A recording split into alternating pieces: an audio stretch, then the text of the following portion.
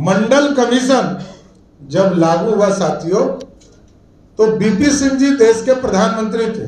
Bharatiya Janata party में ना किसी व्यक्ति का परिवार होता है, ये पूरा पार्टी ही परिवार है। और आज लालू प्रसाद जी आरक्षण की बात कर रहे हैं और अब तो खुलकर वो कह रहे हैं कि मुसलमान को सबसे पहले आरक्षण। इस देश में मोदी और भाजपा जनसंघ के लोगों ने एक एक व्यक्ति के लिए आरक्षण की व्यवस्था किया है।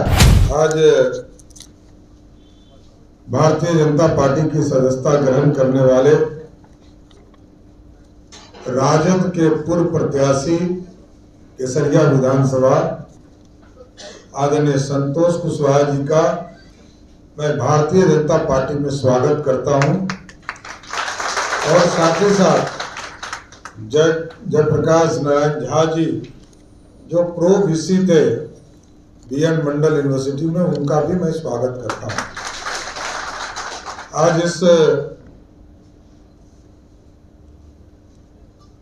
पार्टी की सदस्यता ग्रहण समारोह में उपस्थित हमारे बिहार सरकार के मंत्री दिलीप जायसवाल जी, सभी पार्टी के नेतागण और इस मंच के सामने उपस्थित तमाम हमारे जो नौजवान साथी जो आज भारतीय जनता पार्टी की सदस्यता ग्रहण करने आए हैं, सबका मैं दोनों हाथ फैलाकर सबका स्वागत करता हूं।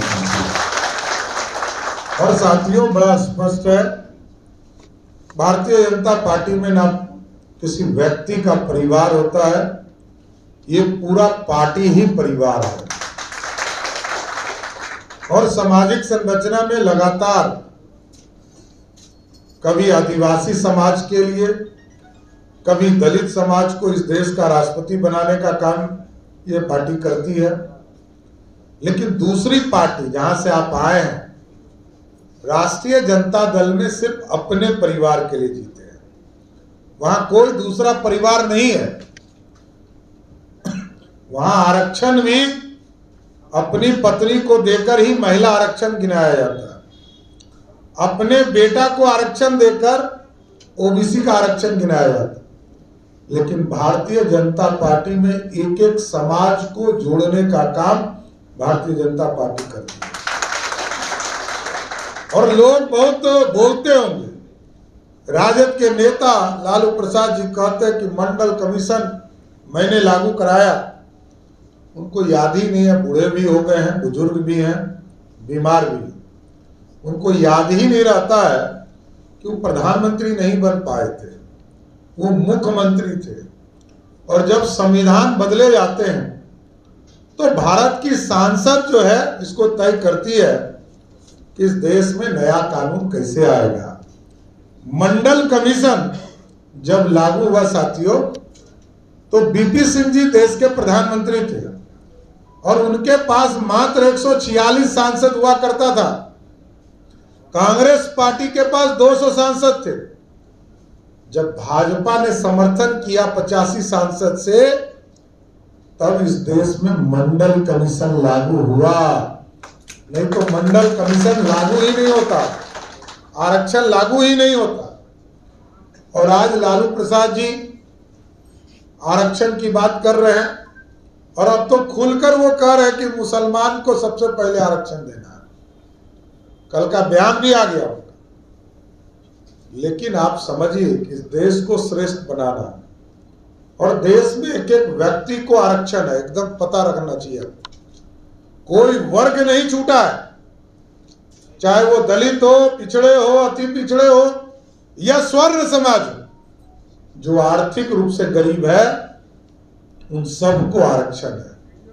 कोई ये बोलता हो कि हमको कोई आरक्षण नहीं है, एकदम आप साफ तौर पर कह सकते हैं, इस देश में मोदी और भाजपा जनसंघ के लोगों ने एक एक व्यक्ति के लिए आरक्षण की व्यवस्था किया है। भले कुछ लोग अपने जीवन में दूसरे के लिए कुछ कहते नहीं रहे, लेकिन रोज वो कह रहे हैं ट्विटर से, फेसबुक से कि आज जो है आरक्षण खतरे में है, संविधान खतरे में है।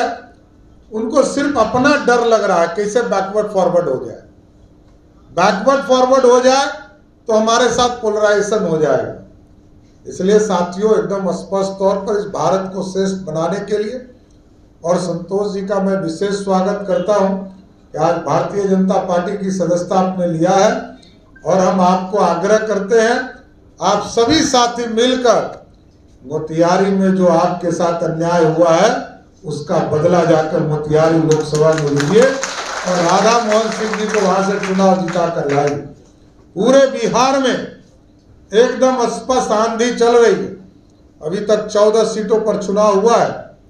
ना पिछले बार राजद का खाता खुला था, ना इस बार राजद का खुद खाता खोलने वाला है। एकदम जाइए पूरी मुस्तैदी के साथ। जहां राधा मोहन सिंह जी 1 लाख वोट से चुनाव जीत रहे थे, आपके आने से हमको जरूर आश्वस्त है कि 2 से 3 लाख वोटों से चुनाव जीतेंगे।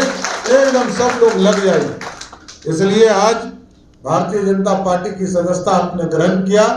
सबका स्वागत करते हुए अपनी बातों को विराम देता हूं। बहुत बहुत धन्यवाद।